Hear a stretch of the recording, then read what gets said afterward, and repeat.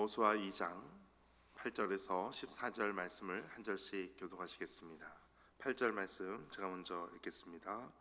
또 그들이 눕기 전에 라합이 지붕에 올라가서 그들에게 이르러 말하되 여호와께서 이 땅을 너에게 주신 줄을 내가 아노라.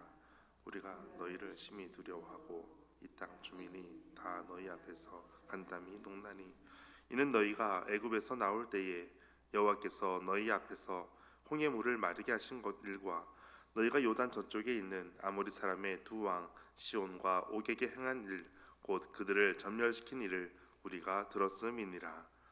우리가 듣자 곧 마음이 녹았고 너로 말미암아 사람이 정신을 잃었나니 너희 하나님 여호와는 위로는 하늘에서도 아래로는 땅에서도 하나님이시니라.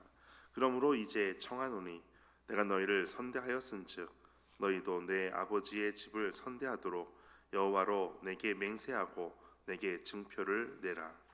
그리고 나의 부모와 나의 남녀 형제와 너에게 속한 모든 사람을 살려주어 우리 목숨을 죽음에서 건져내라. 함께 읽겠습니다.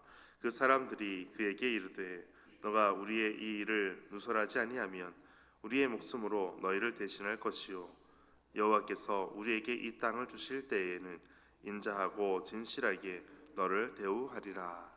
아멘. 주님의 말씀입니다. 오늘도 주님의 크신 위로와 믿음으로 가득 넘치시기를 축복합니다. 오늘 말씀을 보게 되면 믿음의 사람들은 어떻게 살아야 되는가라는 것을 더욱더 보게 됩니다. 우리가 이 땅에서 믿음으로 아둥바둥 살 때가 있습니다. 어떻게 하면 우리가 잘 살 수 있을까? 어떻게 하면 믿음으로 우리가 하나님을 기쁘시게 할 수 있을까? 믿음의 삶에 대해서 고민할 때 우리가 믿음으로 고민하지만 하나님께서는 미리 준비하신, 하나님께서 예비하신 모든 믿음을 우리에게 부어주시고 하나님의 일들을 행하시는 것을 보게 됩니다.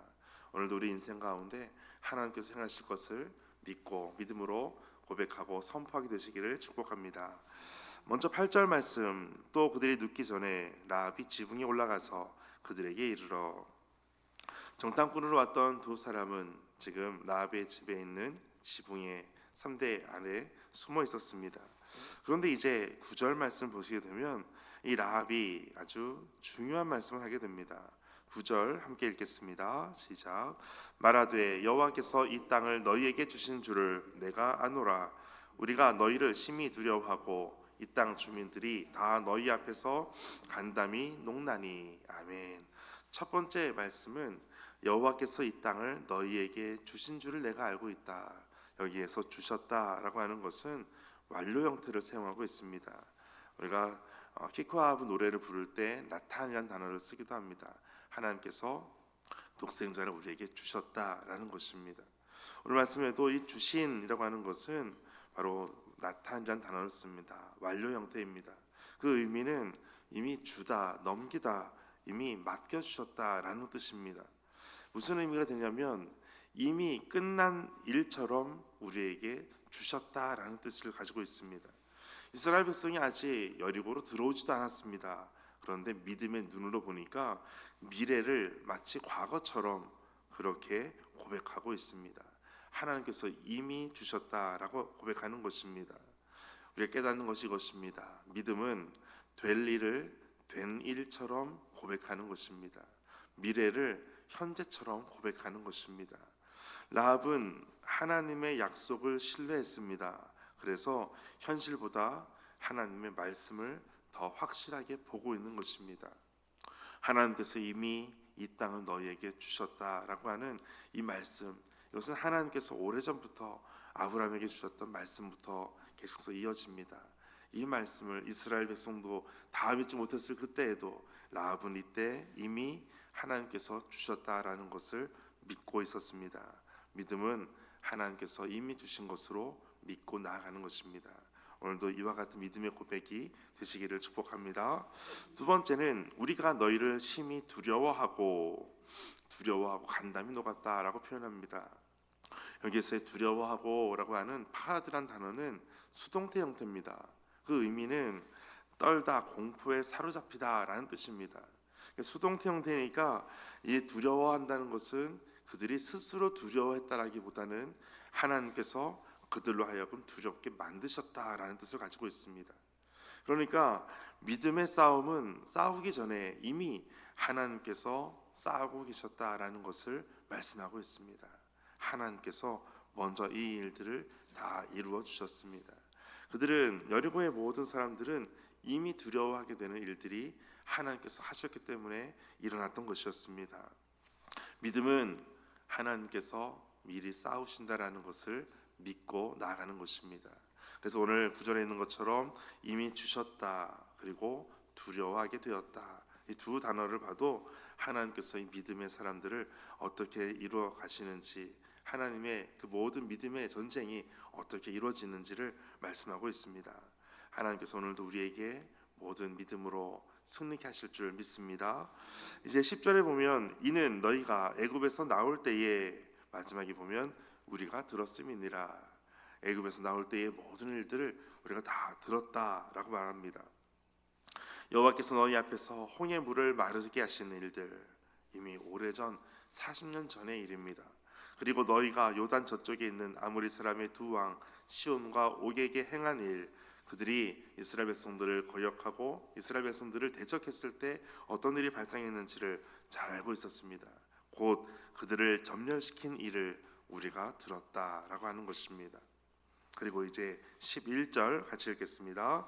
우리가 듣자 곧 마음이 녹았고 너희로 말미암아 사람이 정신을 잃었나니 너희의 하나님 여호와는 위로는 하늘에서도 땅으로는 아래로는 땅에서도 하나님이시니라. 아멘.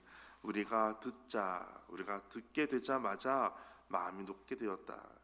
너희의 하는 일들을 보니까 우리는 이 땅에서 우리가 열심히 믿음으로 사는 것처럼 보이지만 하나님께서 하시는 일들을 그들이 보게 되었습니다. 우리는 믿음으로 이 땅에서 여러 가지 발버둥 치고 살고 있습니다. 그런데 이미 하나님께서 하시는 일들이 위에 다 있었습니다. 그들은 듣자마자 마음이 녹았고 사람이 정신을 잃을 정도가 되었습니다. 그리고 마지막에는 상천하지의 하나님을 고백하면서 하나님이시니라, 하나님이시니라, 이 말씀은 우리가 듣고 두려움을 가지게 되었고 결국은 믿음의 고백으로 이어지는 것을 말씀하고 있습니다.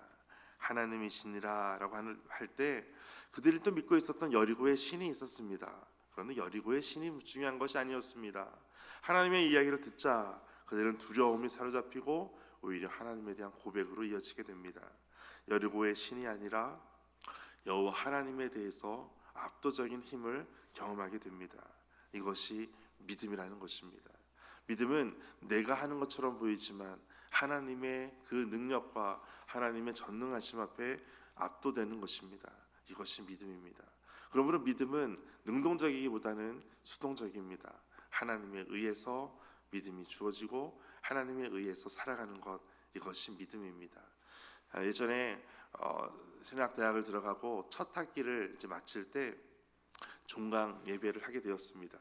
그때에 한철호 박사님이라는 분이 말씀을 전하시게 되었는데, 총장님 전하실 때 이제 방학이 되면 우리 신학생들이니까 교회에서 여러 가지 봉사를 하고 선교를 하고 해외도 나가고 전도하고 하는 일들이 일어나게 될 텐데 중요한 것이 있다라고 말씀하셨는데 이것이었습니다.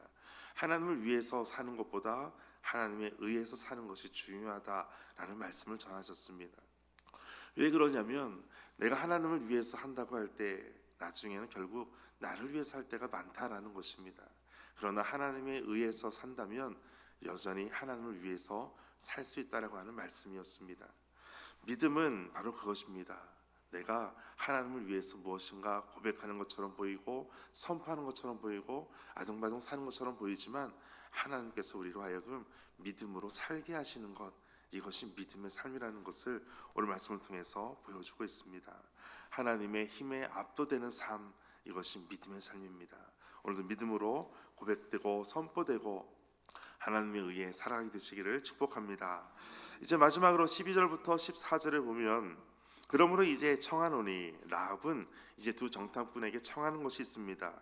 내가 너희를 선대하였은즉, 여기에서 선대하다라고 하는 것은 히브리어로 헤세드라는 단어를 씁니다. 우리가 많이 들어봤던 단어이기도 할 것입니다. 바로 은혜라는 단어입니다. 헤세드를 너희에게 주었은즉 너희도 내 아버지의 집을 선대하도록 똑같이 헤세드라는 단어를 씁니다. 여호와로 내게 맹세하고 내게 증표를 내어주라. 단순히 호의를 말하는 것이 아니라 이것은 언약적인 충성을 말합니다. 그것이 바로 헤세드란 단어를 씁니다. 믿음은 하나님과의 언약적 관계로 들어가는 것입니다. 하나님은 우리 하나님이 되시고 우리는 하나님의 백성이 되는 것, 이것이 바로 선대하는 것입니다. 하나님께서 우리를 이렇게 선대해 주셨습니다. 이제 마지막 14절에 보면 우리가 이 땅을 주실 때에는 인자하고 진실하게 너를 대우하리라. 여기서도 인자하고라고 하는 말씀이 동일한 헤세드란 단어를 씁니다. 이 헤세드를 우리가 받고 헤세드를 전할 것이다. 그럴 때 13절에 보면 중요한 표현이 있습니다. 13절 함께 읽겠습니다. 시작. 그리고 나의 부모와 나의 남녀 형제와 그들에게 속한 모든 사람을 살려주어 우리의 목숨을 죽음에서 건져내라. 아멘. 여기 보면 그들의 모든 형제들을 건져내고 우리의 목숨을 죽음에서 건져내라 라고 하는 말씀을 할 때 14절에 너희의 목숨을 우리의 목숨으로 너희를 대신할 것이다. 내가 죽기까지 너희를 살려줄 것이다. 마치 예수님께서 십자가에서 죽으시고 우리를 건져내시는 것처럼 예수님의 그 생명으로 우리를 생명으로 인도하시는 예수님의 십자가를 연상케 합니다. 이것이 바로 헤세드, 은혜라는 것입니다. 오늘 믿음으로 나아갈 때 주님의 은혜 가운데 더욱더 견고하게 온전히 서게 되는 축복이 있게 되시기를 주의 이름으로 축복합니다. 함께 기도하겠습니다. 하나님, 우리가 하나님의 말씀을 들을 때에 그 말씀을 부정하거나 외면하지 않고 하나님을 향해 분명한 신앙 고백을 하기를 원합니다.